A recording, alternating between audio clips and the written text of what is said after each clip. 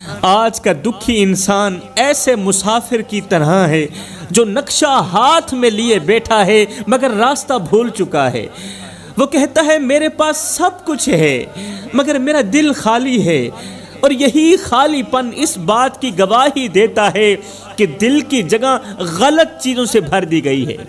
اسلام ہمیں صاف صاف بتاتا ہے کہ دل ایک تخت ہے اور تخت پر ایک ہی بادشاہ بیٹھ سکتا ہے، ایک ہی بادشاہ بیٹھ سکتا ہے، یا پھر اللہ یا پھر خواہش، یا اللہ یا خواہش، دونوں ایک دوسرے کے ساتھ ہرگز نہیں رہ سکتے، دونوں ایک ساتھ ہرگز نہیں رہ سکتے۔ اگر آپ کہتے ہیں نا کہ ہمارے دل میں اللہ بھی ہو اور دنیا کی خواہش بھی ہو، یہ پاسبل نہیں ہے، یہ ممکن نہیں ہے۔ دکھی انسان رات کے آخری پہر میں چھت کو گھورتا رہتا ہے، پوری رات سوچتا رہتا ہے کہ میں نے کس موڑ پر خود کو کھو دیا، میں نے کس موڑ پر خود کو ختم کر دیا۔ اور یہی وہ لمحہ ہوتا ہے، یہی وہ لمحہ ہوتا ہے کہ جب رب بندے کے بالکل قریب ہوتا ہے۔ جب ایک بندہ راتوں کی تاریکیوں میں اٹھ کے روتا ہے نا، اللہ کے حضور گڑ گڑاتا ہے، روتا ہے، آنکھوں سے آنسو بہاتا ہے، یہ وہ لمحہ ہوتا ہے کہ جب اللہ اپنے بندے کے بالکل قریب ہوتا ہے۔ کیونکہ حدیث پاک کا مفہوم ہمیں جھنجھوڑ کر بتاتا ہے کہ اللہ ٹوٹے دل کے ساتھ ہوتا ہے، اللہ ٹوٹے ہوئے دل کے ساتھ ہوتا ہے۔ یہ کوئی کمزوری نہیں بلکہ رب کی طرف سے خالص توجہ کی علامت ہے۔ آج کا انسان لوگوں کے ہجوم میں داد ڈھونڈتا ہے مگر سجدے میں سر رکھنے سے گھبراتا ہے۔ آج کا انسان لوگوں کے ہجوم میں داد ڈھونڈتا ہے، کہتا ہے لوگ مجھے داد دیں، لوگ میری رسپیکٹ کریں، لوگوں میں میرا نام ہو، مگر سجدے میں اپنی پیشانی رکھنے سے گھبراتا ہے۔ حالانکہ اصل سکون وہی تھا جہاں آنکھوں کے آنسو زمین پر گرتے ہیں، اصل سکون تو مصلے پر تھا جہاں آنکھوں کے آنسو زمین پر گرنے تھے، اور دل ہلکا ہو جاتا ہے جب آنکھوں سے آنسو نکلتے ہیں خاصیت الہی میں، اس وقت دل ہلکا ہو جاتا ہے، مگر آج کا انسان یہ نہیں سمجھتا۔ قرآن ہمیں یہ راز بتاتا ہے کہ آزمائش سزا نہیں۔ بہت سے لوگ کہتے ہیں آزمائش سزا ہے، ہم نے کون سا اللہ کا کچھ بگاڑا تھا کہ اللہ نے ہمیں اتنی بڑی آزمائش میں ڈال دیا، جبکہ قرآن ہمیں کہتا ہے کہ آزمائش سزا نہیں بلکہ انتخاب ہوتی ہے۔ دکھی انسان جب یہ سمجھ لیتا ہے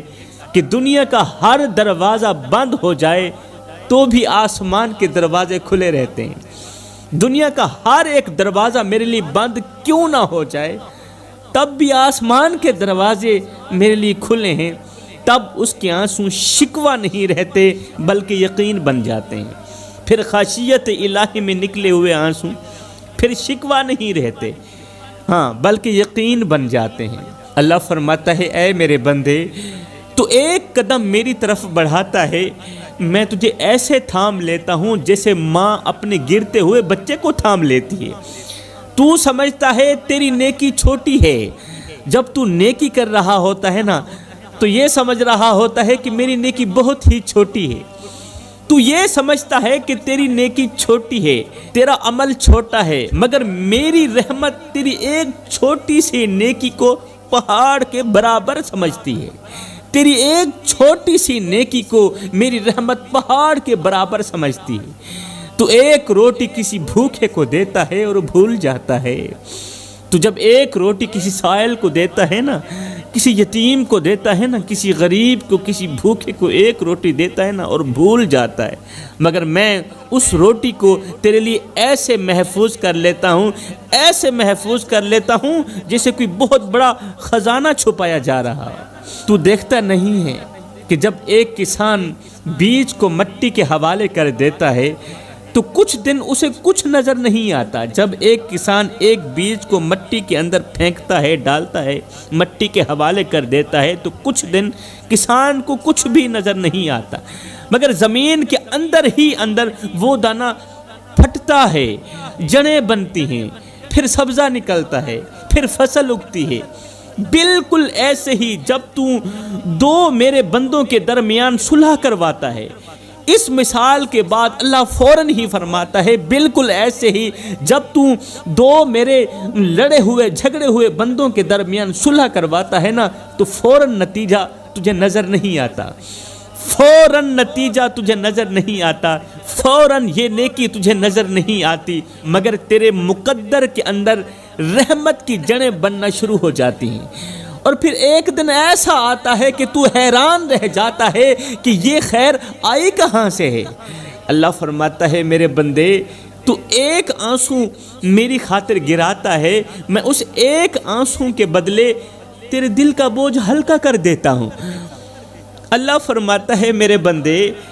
تو ایک آنسو میری خاطر گراتا ہے نا، خاشیت الہی میں جب تو ایک آنسو گراتا ہے تو میں تیرے اس ایک آنسو کے بدلے تیرے دل کا بوجھ ہلکا کر دیتا ہوں، کیونکہ دل کا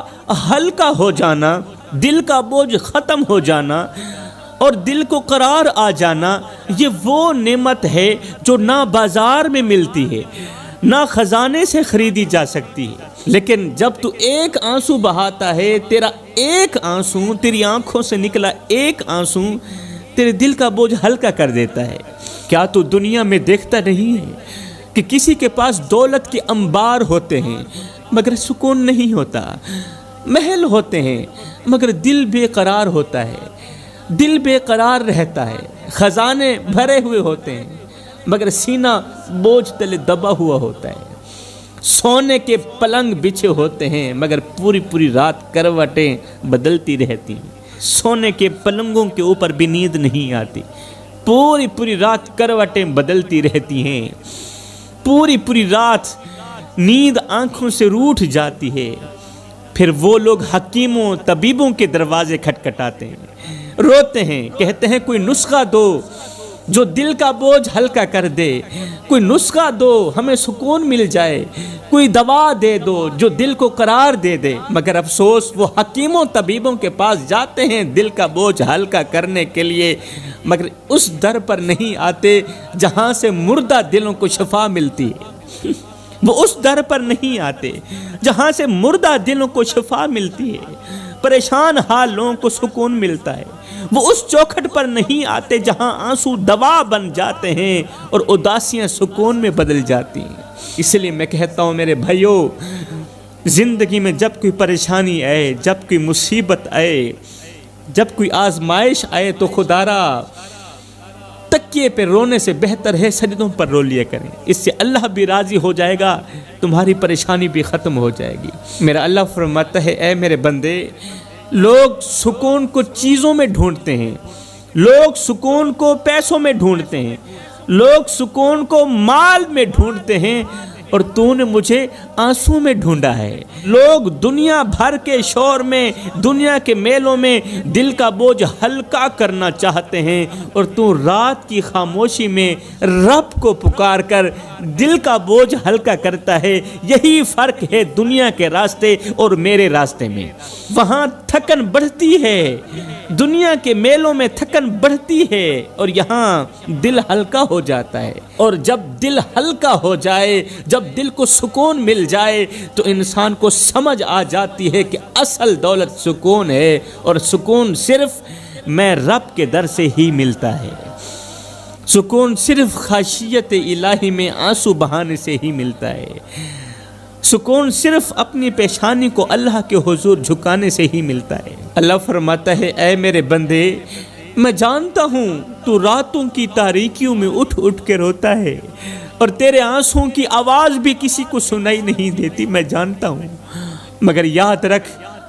جو آواز کسی کو سنائی نہیں دیتی نا،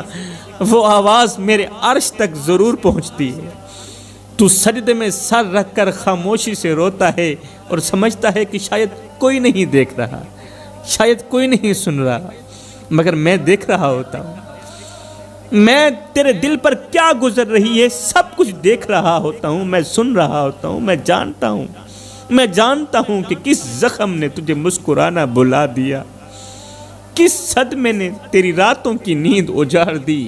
تو جن دروازوں پر ٹھکرا دیا گیا، میں رب وہ دروازے بھی جانتا ہوں، ان میں بسنے والوں کو بھی جانتا ہوں، تو ہر رات یہ سوچ کر سوتا ہے کہ شاید کل بھی وہی دکھ ہوگا، شاید کل بھی وہی رونا ہوگا جو آج ہے، شاید اگلی رات بھی میری آنکھوں میں آنسو ہوں گے، شاید اگلی رات بھی میرے بچے بھوکے سوئیں گے، مگر اے میرے بندے، میں تیرے کل کو اس طرح بدلوں گا کہ تیرا آج بھی شرما جائے گا، اور جب میں تجھے دوں گا تو تو کہے گا اللہ میں نے تو اتنا مانگا بھی نہیں تھا، میں نے تو اتنا مانگا بھی نہیں تھا، اتنا کچھ مجھے دے دیا۔ اے میرے بندے، جب تو یہ کہے گا تو تب میں کہوں گا اے میرے بندے، جو تو نے مجھ پر بھروسہ کیا تھا نا، یہ سب اسی بھروسے کا بدلہ ہے، یہ سب اسی بھروسے کا نتیجہ ہے۔ بس رو، دل کھول کر رو، خشیت الہی میں رو، کیونکہ جو بندہ میرے سامنے روتا ہے پھر میں اسے کبھی دنیا والوں کے سامنے رونے نہیں دیتا، پھر میں اسے در بدر رونے نہیں دیتا، پھر میں اسے اپنے سامنے ہی رونا پسند کرتا ہوں۔ جو بندہ میرے آگے ہاتھ پھیلاتا ہے پھر میں اسے کسی کا محتاج نہیں کرتا، پھر میں اس کے اس قیمتی سے سر کو، اس قیمتی سی پیشانی کو کسی غیر کے آگے جھکنے نہیں دیتا۔ میرے محترم بھائیوں، آج کے معاشرے کا المیہ یہ ہے کہ ذرا سی پریشانی آتی ہے تو فوراً پیر صاحب کو فون گھمایا جاتا ہے، پیر صاحب کو حال سنایا جاتا ہے، پیر صاحب کوئی تعویذ دو پریشانی ختم ہو جائے، کوئی تعویذ دو مسئلہ حل ہو جائے۔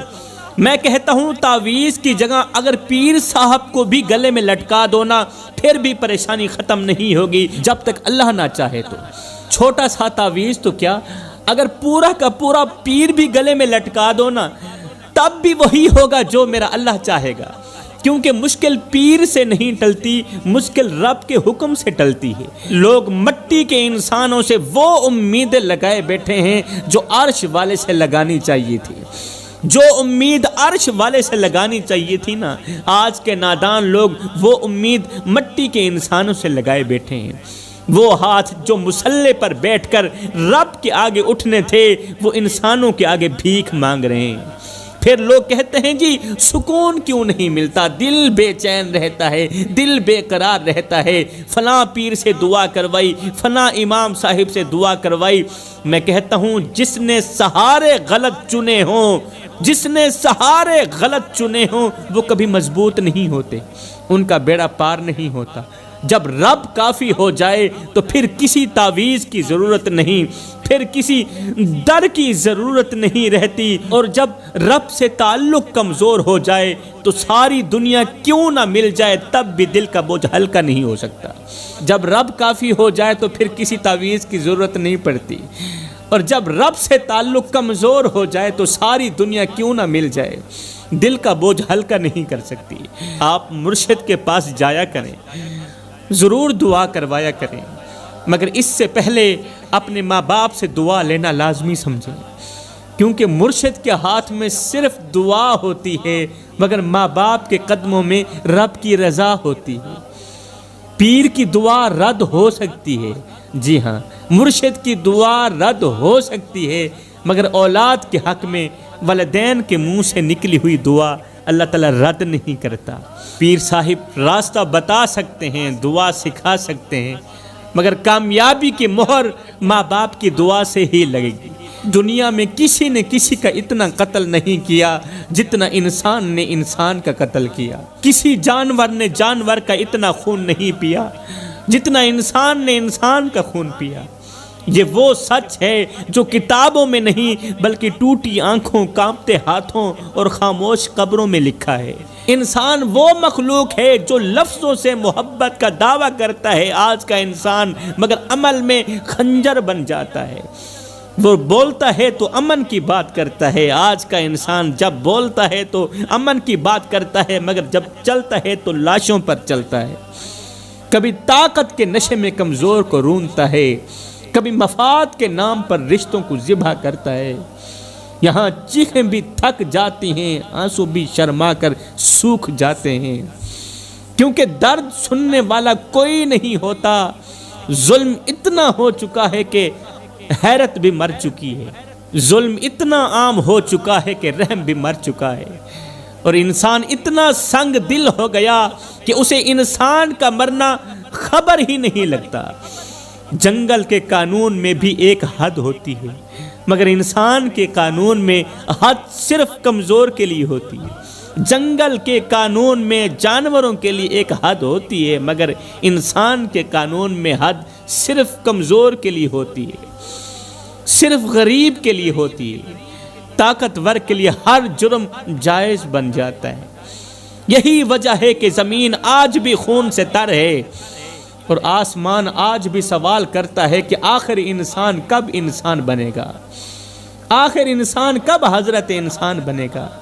کب اسے احساس ہوگا کہ سب سے خطرناک درندہ کوئی اور نہیں بلکہ وہ خود ہے۔ المیہ یہ ہے کہ انسان کو یہ سب کرتے ہوئے شرمندگی بھی نہیں ہوتی،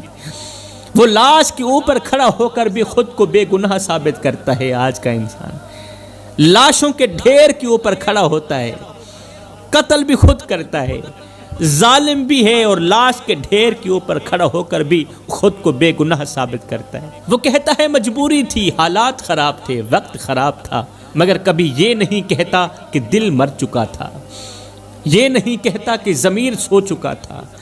آج انسان کے ہاتھ میں ہتھیار کم اور جواز زیادہ ہیں، وہ ہر ظلم کے لیے ایک دلیل تراش لیتا ہے، ہر خون کے لیے ایک کہانی گاڑ لیتا ہے۔ یہاں سچ بولنے والا اکیلا رہ جاتا ہے اور جھوٹ بولنے والا سردار بن جاتا ہے۔ آنکھوں میں آنکھیں ڈال کر مارتا ہے، پھر بھی رات کو سکون کی نیند سو لیتا ہے۔ ہم تو کسی کا ہلکا سا دل دکھا دیں پوری رات نیند نہیں آتی، جا کر اس سے معافی طلب کرتے ہیں، یار معاف کر دو، ایک لمحے کے لیے ہی صحیح میں نے تجھے پریشان کیا، پوری رات مجھے نیند نہیں آئی۔ اگر ایسا ہے پھر آپ لوگوں کو مبارک ہو، ایمان ابھی بھی سلامت ہے۔ جھوٹ بولنے والا سردار بن جاتا ہے، آنکھوں میں آنکھیں ڈال کر مارتا بھی ہے، پھر بھی رات کو سکون کی نیند سو لیتا ہے، کیونکہ اس نے شیطان کو اتنا خوش کر لیا ہے کہ اب دل بھی پتھر بن چکا ہے۔ اور سب سے زیادہ دردناک بات یہ ہے کہ قاتل بھی انسان ہے اور مقتول بھی انسان ہے، بس فرق اتنا ہے کہ ایک کے ہاتھ میں طاقت ہے اور دوسرے کے ہاتھ میں چیخ ہے، ایک کے ہاتھ میں تلوار ہے اور دوسرے کے ہاتھ میں رونا ہے، کیونکہ انسان نے اپنے دل کے اندر ایک قبر بنا لی ہے جہاں احساس کو زندہ دفن کر دیا گیا۔ انسان نے اپنے دل کے اندر ایک ایسی قبر بنا لی ہے کہ احساس کو اس قبر کے اندر زندہ دفن کر دیا ہے، رحم کو اس قبر کے اندر زندہ دفن کر دیا ہے۔ وہ سامنے تڑپتے وجود کو دیکھ کر بھی نظریں چرا لیتا ہے، کیونکہ اسے صرف اپنی راحت عزیز ہے، اسے صرف اپنا سکون عزیز ہے۔ یہاں مرنے والا اکیلا نہیں مرتا بلکہ اس کے ساتھ انسانیت بھی دم توڑ دیتی ہے۔ پھر لوگ کیا کرتے ہیں؟ لوگ ہنستے رہتے ہیں، تماشا دیکھتے رہتے ہیں، تالیاں بجاتے رہتے ہیں، کامیابی کا جشن مناتے ہیں۔ یہ وہ زمانہ ہے جہاں خون بہانے والا باعزت ہے، بری ہے، اور جس کا خون بہایا گیا وہ مجرم ہے، اور اس مجرم کی چیخیں وقت کے شور میں دب جاتی ہیں، اس کے آنسو مٹی میں جذب ہو جاتے ہیں، اور دنیا آگے بڑھ جاتی ہے جیسے کچھ ہوا ہی نہ۔ اے خود کو خدا سمجھنے والے رک جا، رک جا، وہ وقت دور نہیں، وہ وقت آنے والا ہے جب ایک بہت بڑی عدالت لگنے والی ہے۔ وہاں نہ طاقت کام آئے گی، نہ عہدہ کام آئے گا، نہ زبان چلے گی، نہ جواز ہوگا، وہاں صرف اعمال ہوگی۔ وہاں چیخیں گواہی دیں گی، وہ چیخیں جنہیں تم نے کمزور سمجھ کر کچل دیا تھا، وہ چیخیں گواہی دیں گی، وہ چیخیں تمہارے لیے جہنم کے تمام دروازے کھول دیں گی۔ وہ آنسو جنہیں تم نے ڈرامہ کہہ کر جھٹک دیا، اس دن تخت الٹ جائیں گے۔ وہ وقت دور نہیں، وہ وقت قریب ہے۔ اس دن تخت الٹ جائیں گے اور فیصلے پل بھر میں ہوں گے، ایک سیکنڈ کے اندر ہوں گے، ایک سیکنڈ کے اندر جزا دی جائے گی، سزا دی جائے گی۔ اس لیے میں کہتا ہوں خدا را میرے بھائیو، جب بھی مرنا مظلوم بن کر مرنا، ظالم بن کر مت مرنا۔ اگر ظالم بن کر مرو گے تو قیامت کے دن حجاج بن یوسف کے ساتھ اٹھائے جاؤ گے، اگر ظالم بن کر مرو گے تو قیامت کے دن فرعون کے ساتھ، نمرود کے ساتھ اٹھائے جاؤ گے، یزید کے ساتھ اٹھائے جاؤ گے، اور اگر مظلوم بن کر مرو گے تو قیامت کے دن مولا حسین کے ساتھ اٹھائے جاؤ گے۔